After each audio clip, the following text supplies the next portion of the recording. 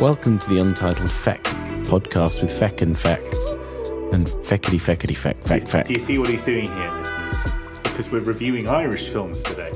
Well, I suppose they are both Irish. Well, they're both Irish, at least have Irish leads and Irish director. Very true. It's funny, one of them I don't think of necessarily as an Irish movie, but it very much is. I guess it depends where the money comes from. I think that's what sets what country a movie comes from, like Harry Potter. Well, it does from like an award point of view, but I don't necessarily think it does from a creative point of view. Creative or a public consciousness point of view. Exactly. Like Channel 4 bankrolled Father Ted, but nobody considers that show English.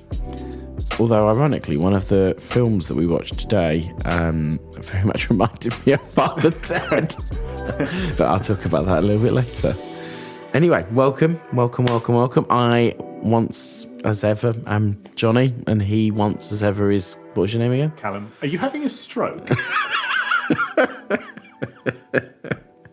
That's what happens when we record two podcasts back to back. It's just too much. His brain is scrambled, listeners. There's no more Johnny left. Anyway, there is something though.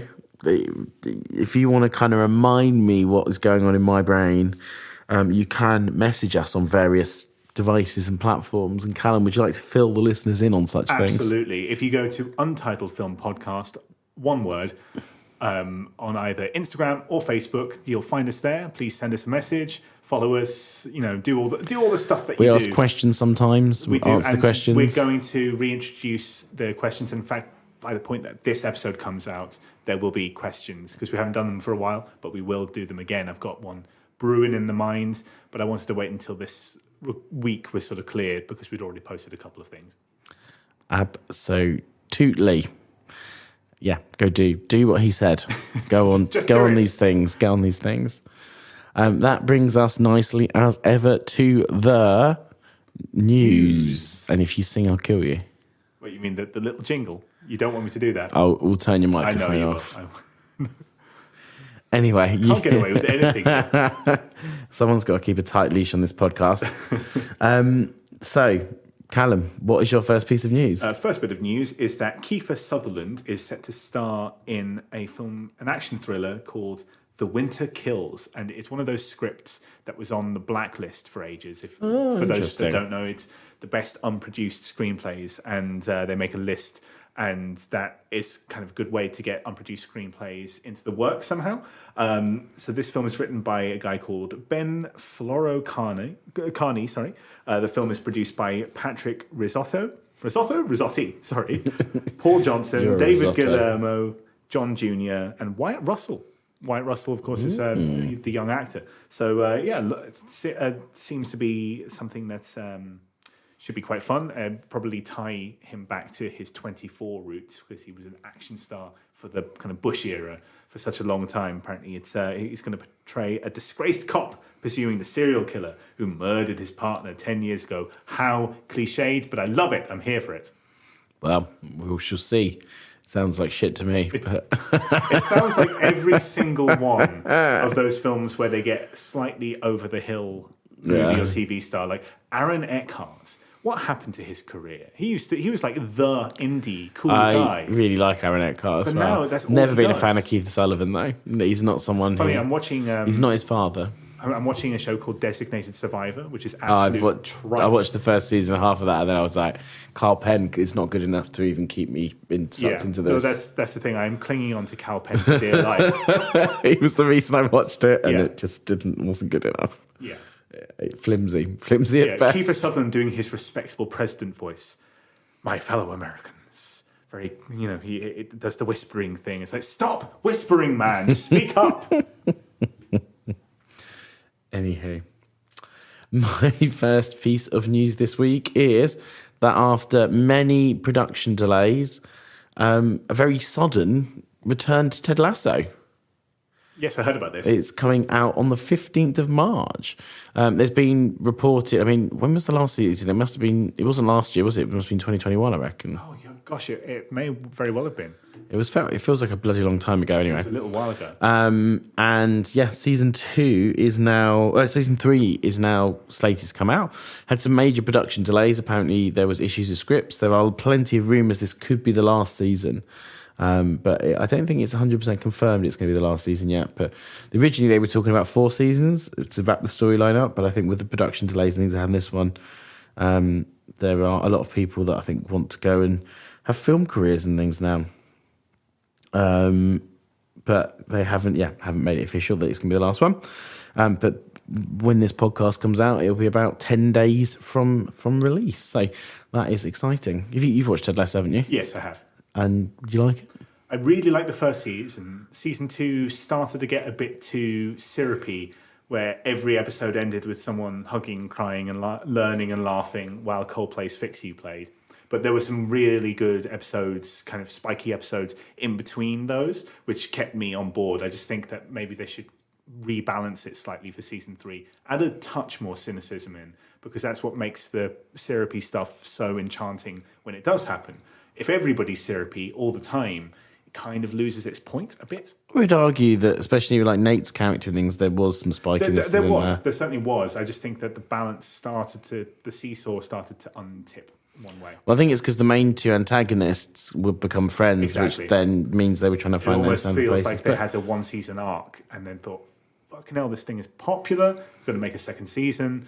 And I think they can. I think for season 3, they can get the balance back if Nate becomes like a proper enemy. Because, at the end, actually, I don't want to spoil it, but at the end, something happens. Season 2. So. Wow, great. Well reviewed. Well reviewed, yeah. Anyway, what's your second piece of news? Second bit of news is that there's a horror film about to come out called Satanic Hispanics, a Latino horror anthology set for theatrical release by a production company that I haven't heard of called Dread, just Dread.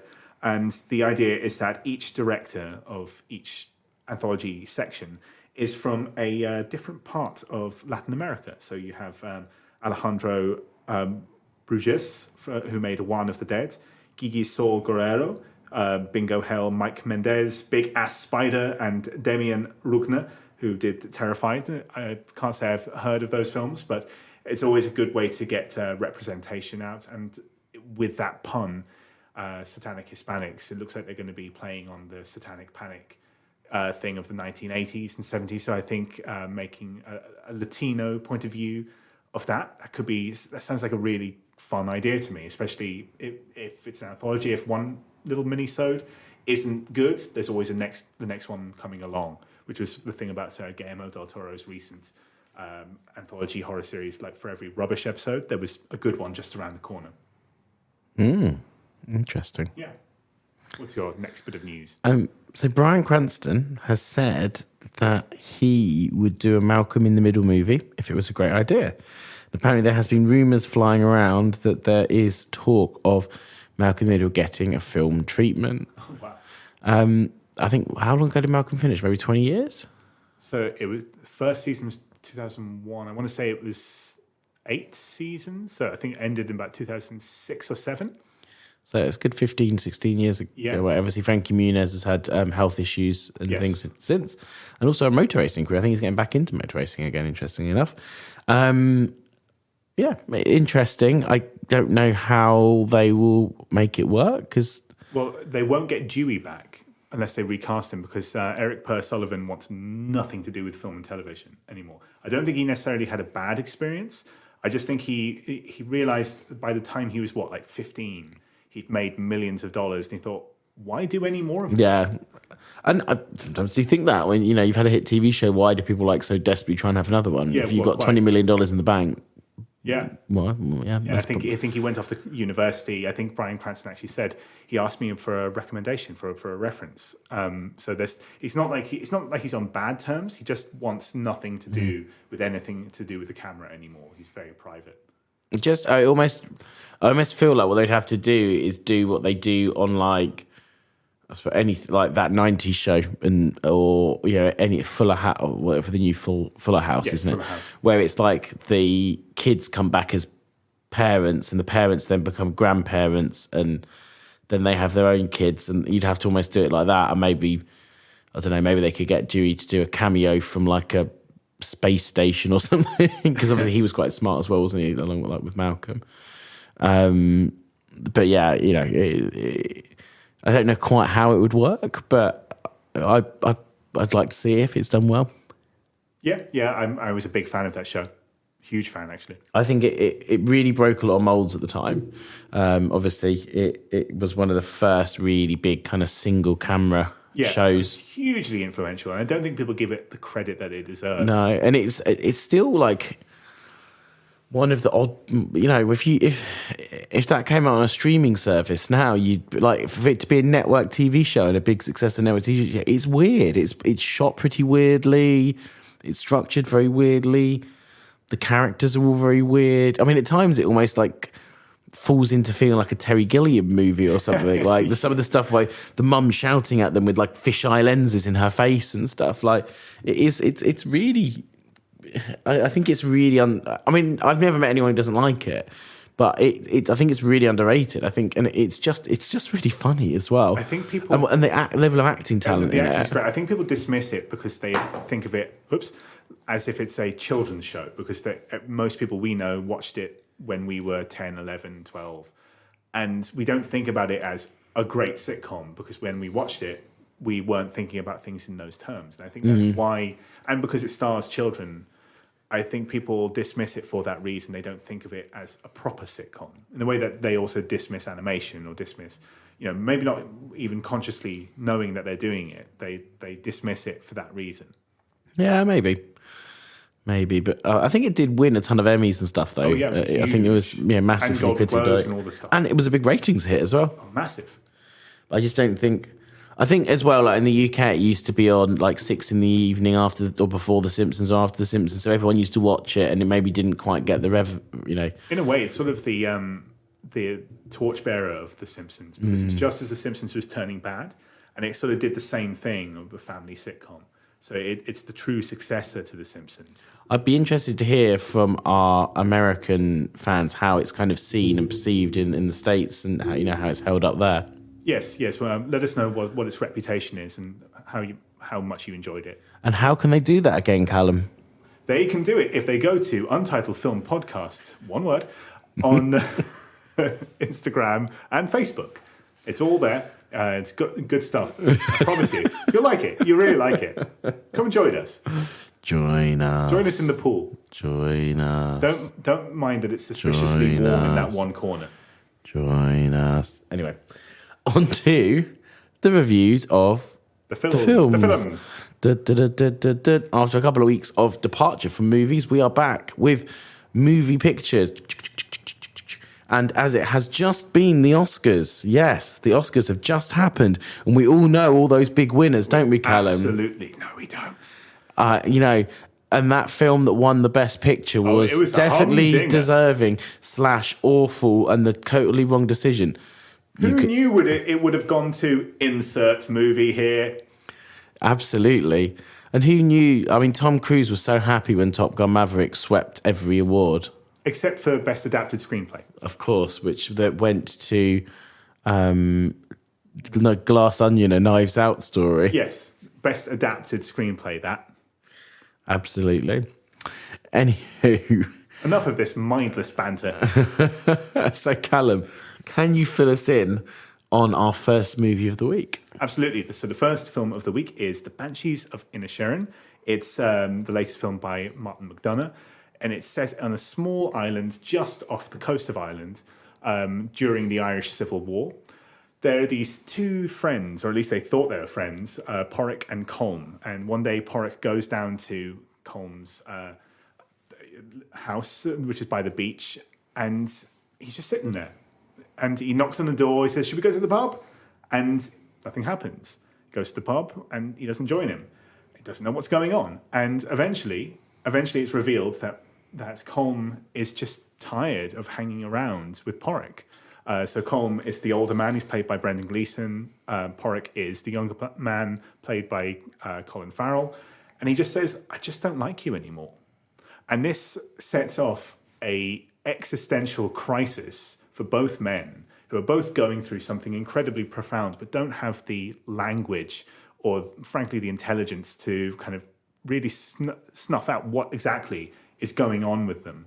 A real philosophical journey, because the reason why Colin gives is that I want to spend my remaining years on Earth creating things that people will love, music, art. I don't want to be spending it with another boring man like you.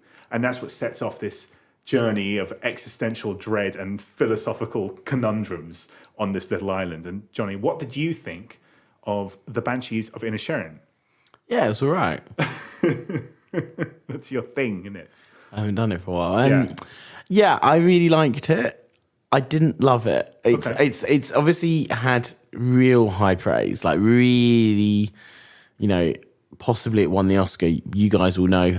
We don't know at this current moment in time. We do not know yet. It's probably 50-50. I thought it was incredibly well acted. I enjoyed the story to an extent. It made me chuckle at times. It did, though, at times almost feel a little bit like a Father Ted episode where Dougal and Father Ted had fallen out. Was kind of how I felt. I don't know how to describe it.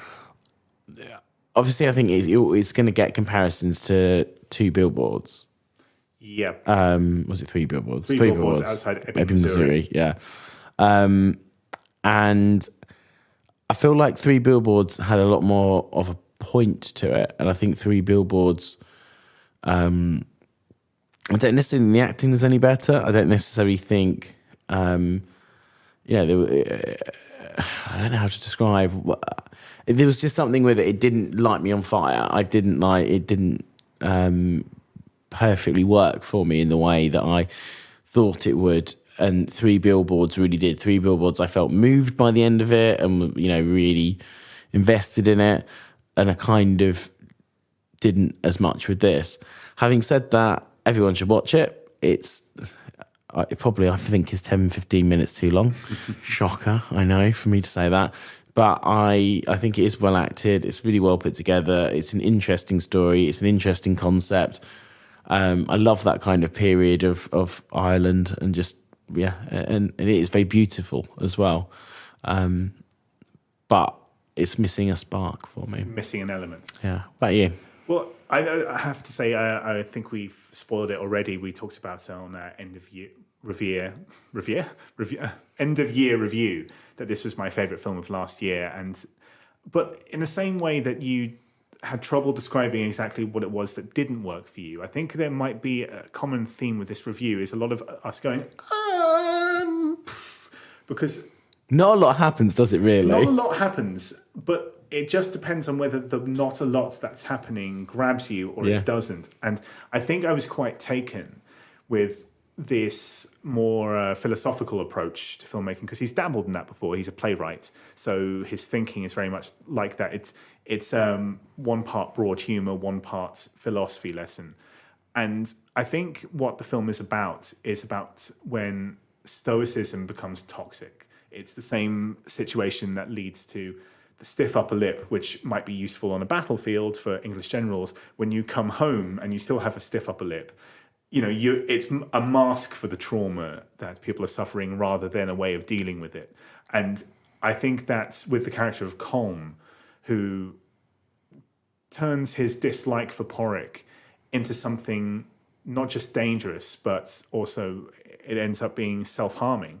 I think it's branching out into ideas of what happens when some sort of trauma that, to the film's credit, they don't kind of make a point of saying, remember when Colin was hit by that horse, or remember when he slipped down of why or what exactly.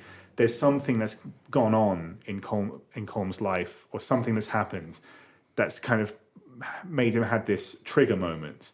And even he, like one of my favorite scenes is when, so the sister, who's played by Kerry Condon, who's excellent, who is also excellent.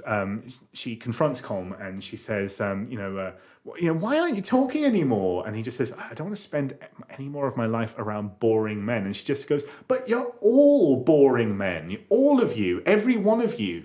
Even Colin with his moodiness and his, I'm going to be creating art now. And at one point, he says, everybody remembers the music of of Mozart in the 17th century and says, oh, and by the way, that was the 18th century. So he's just as dull and uninteresting as Porrick. But the difference is that Porrick has no conundrum about this. He's fine being just a nice guy. A boring man on a boring island. He isn't suffering from these same things. He's possibly suffering from something else when the friendship that he wants to give isn't reciprocated. And again, that's something that turns toxic in him. But I can't give that too much of that away because Colm's story is the setup. Porrick's story is the payoff. So I can't really say a lot about that. So it's about these dueling ideas, about people who are just all too similar. And it's about being frightened that deep down inside, you are just another boring man on a boring island. And that's what I really liked about it. I really liked that was occasionally delivered through very broad humor. As you say, it sometimes feels like a Father Ted episode. And then it can just turn into this kind of very bleak film about existing but not living. And I really liked it for that. Like, it was fun when it was funny, it was very funny. And then eventually it's not funny anymore. This is no longer a laughing matter. I think that's best articulated through Barry Koenig's character, who is like this scrappy boy that kind of no one wants to take care of. So I just thought it was excellent. So, clearly two slightly different sides of the coin were falling on this time. Yeah, I mean, I agree with a lot of what you're saying, and I kind of see it from that point of view. But then I think it took too long to get there in that sense. So I kind of maybe lost. I just didn't feel like I connected with the characters. And I know it's kind of a metaphor and stuff, but I just did find them all a lot of them a bit insufferable bores, which is the whole point of it. I know. But then it kind of was like, well, there's some things you watch that are a hard watch, and you're like, this is important. It's important I watch this. It's important I watch Schindler's List. It's very stressful. And then there's some things you watch that just make you happy or laugh. And then there's some things you watch that make you think. And I think this is almost trying to be all three at once. And I don't necessarily think it kind of fits into any of them that well. And that's maybe... I didn't find it funny enough to be a comedy. Although, like you say, there were some really quite funny broad moments, and some of the things that some of the tertiary characters said, in particular, were very Father Ted-esque at times. There were some fantastic scenes in it, and the kind of core relationship. And part of me thinks, yes, I do respect something that doesn't have to have a complete resolution at the end of the film. It doesn't have to have it doesn't need a flashback scene to show what happened when Corrick was a boy and why he is this way, or it doesn't have to have and I kind of respect that on one hand, but on another hand, I felt like I was left, for the length of the movie, wanting more. If it was really short and sharp, then I think it would have worked better for me. But I kind of thought, I feel like you needed to have done more in that time. I think this is the kind of film, if it came out 10 years ago, I'd have probably quite loved it, but I'm a bit more impatient myself now, a bit more Corrick kind of side of things. Like, I've only got so much time left. I can't. That's Colin. Sorry, Colin. Corrick is. That's what I meant. I actually mixed both their names together. I said Corrick. But yeah, I'm a bit more impatient, and I kind of think just get on with it. And while I see, a good film within there, and while I think people should watch it, and I did enjoy it, it just didn't bowl me over like it has done a lot of people. And, and I can maybe see how it's bowled people over, but it just didn't 100% work for me. And I think as well, I love Three Billboards. I love In Bruges. They're both very. They both have that broad comedy and also bleakness about them, and that kind of looking at the human condition. It's areas that he's dabbled in. It's certainly familiar areas. Yeah, and this definitely was a lot tighter and stuff than, say, Seven Psychopaths, which is I still quite like, but it's a mess. But it was just missing something for me. It was a key ingredient that just wasn't there for you. Yeah, and I just can't necessarily put my foot on it. But no, slightly different opinions, but I'd still say watch it. Yeah, no, definitely recommend. And it's a hard film to summarize. It's a hard. It is film hard film to summarize. It's kind of whether it gets you on a cerebral cortex, grey matter sort of way, and if it doesn't, it might just glance off the side. And the thing is, as well, it's quite hard for us to review it too much without giving too much away. Like we can't really talk about Porrick at all because like his stuff is all the second half of the film, and or even Barry Keane. I think I'm mispronouncing his name. The young boy. A lot of his stuff is the second half of the film. We can only really talk about Colin. I was thinking about who I thought was the best actor in it actually, and I think it could be Barry. Barry's fantastic in it. I was kind of deciding, is it because he's a bit more cheery, but he was really good and he was perfect for his role. And it's so good to see Colin Farrell finally get rewarded because he's one of those actors, because he's handsome and because he did that decade, like all handsome actors who go to Hollywood would do and shouldn't be ashamed about. He did like 5-10 years where he would only do sort of dumb shit. But when he's on form, he's one of, if not the best actor of his generation. And it's almost feels like people are going now, oh, wait a minute, he's fantastic. Yeah. So I'm glad about that. No, I am. I think, there's a lot to like about this film, definitely. Yes, very much so, very much so. Anyway, I think it is time to go for an advertisement break. And if we come back, Callum does this, I'm going to buy it for $1 thing. I'm going to unplug his microphone and not plug in for the rest of the episode. Is that right? That's a promise. That's a promise. But a promise, not a threat. Exactly. What if I change it slightly? No, nothing. Okay. Enjoy these adverts. And we're back. That's not a product that I would buy for any amount of money. Including not the referenced amount of money in the film with the cop who is not a man but a robot. I would not buy that product. I think you need to buy the product, but it might not be for that amount what a previous amount of money was said. But anyway, I will just about for that let you keep your microphone, but only just. You're on thin ice. Anyway, I've already mentioned our old film of the day in our previous review, and that film is In Bruges. Somewhere we've been recently. Yes, we have. We've both there. recently been to Bruges just before Christmas. Had some chocolate. It was nice. Anyway, In Bruges is a tale of two Irish gangsters, one of whom has made a grave mistake, who have gone to Bruges at the behest of their boss to hide out. The grave mistake, I think this is quite early in the film, and we could talk where we want this second film, but anyway, is accidentally shooting a child. It was an accident, but he shot a child. And his boss has said to the person who's gone with him, played by Brendan Gleeson, that if he... that for killing a child, he must die, effectively. But he feels bad for him and how it went down and wants him to go to a magical place such as Bruges. What are your thoughts on In Bruges, Callum? In Bruges was fantastic. It came around the same time as I was done. This is when I was properly getting into movies. So it was 2008. 2008. So I was 18. So it was at the time when this kind of I think it was Fox Searchlight that produced it and all that kind of stuff. Or if it wasn't, it was Focus Features or one of those indie, adjacent studios.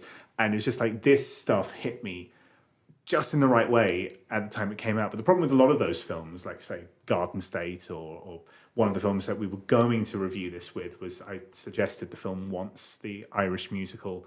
But the problem with those films is that what enchants you as a 13, 14, even 18-year-old can just seem quite twiddly-dee and sort of twee in a very sickly sort of way.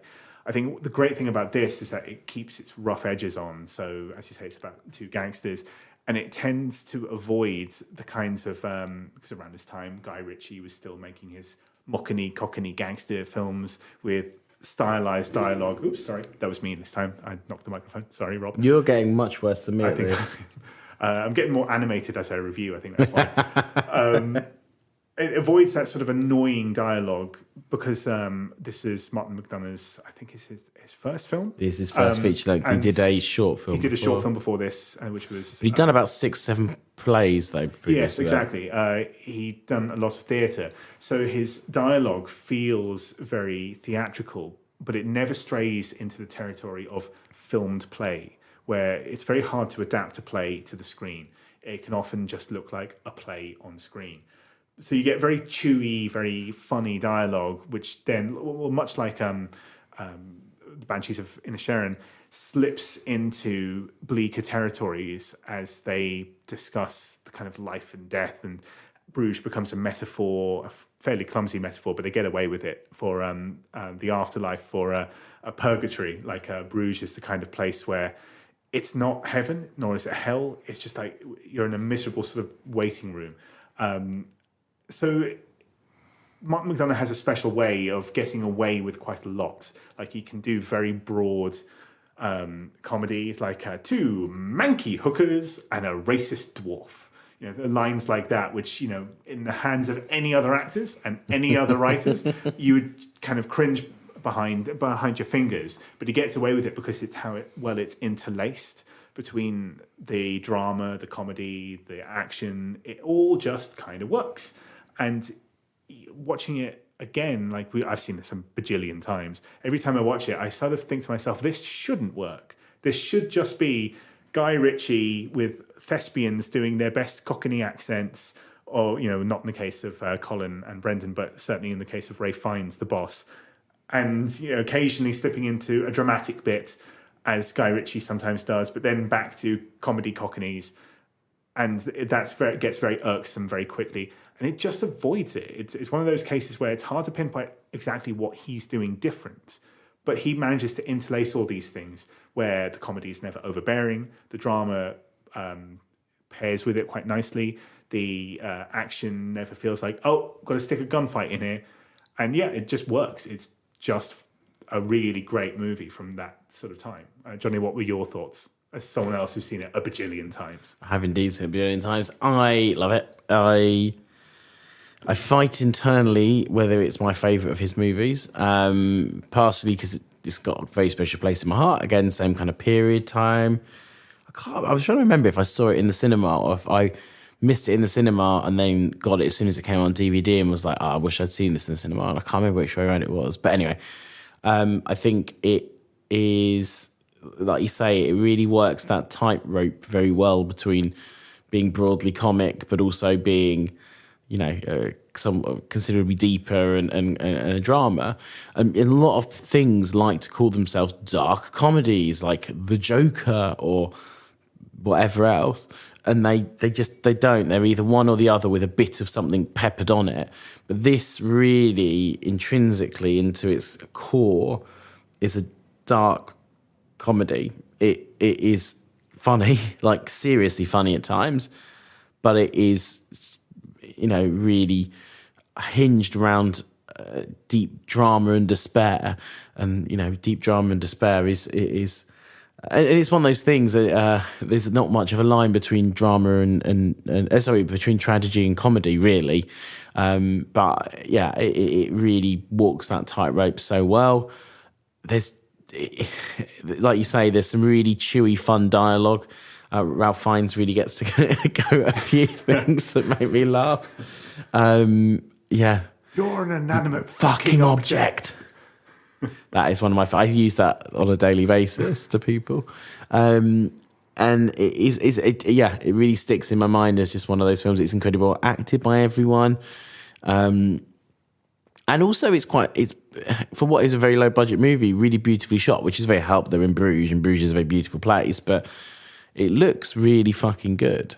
It just does. Yeah, the nighttime scenes especially. Yeah, you know, they managed to capture the fog and the buildings very well. Especially towards the end when they're on the film set as well, and the film set within the film set, which all looks excellent. No, I find little to fault with it. I think it is he's got an incredibly good batting average. Really, hasn't he? Yeah, he's very strong. He's pretty much 4 for 4 because even though Seven Psychopaths is a bit of a mess, it's still a watch, I would say. which is pretty impressive as a filmmaker. But no, I really love it. It's quite hard to say too much superlatives about it. Really, it's funny, it's engaging, it is good looking, it's well acted. I mean, what more do you want? It's when Colin Farrell, again, this was the period, his Hollywood period was about 2000 to 2006 or 7. So this was just as he was starting to come back out of that. He was starting to age out of the hunky leading man who shoots a gun, although I guess he does a lot of that in here too, kind of roles. And he really showed people what it was that made him so exciting when he first went to Hollywood. And this was kind of the reason why people go, oh, we really painted this actor wrong. Mm-hmm. And yeah, he's excellent. Brendan is excellent. Rafe's very funny. And it's a lot of very funny supporting roles, supporting cameos from different actors. No, it's absolutely a very high recommend. And as you say, 4 for 4. Yeah. Yes, man. Absolutely. I think that probably wraps up our reviews, really. I think so. Slightly short ones this week, but I think without wanting to give too much away, and both films that we both enjoyed. Yes, very much. Different degrees, maybe.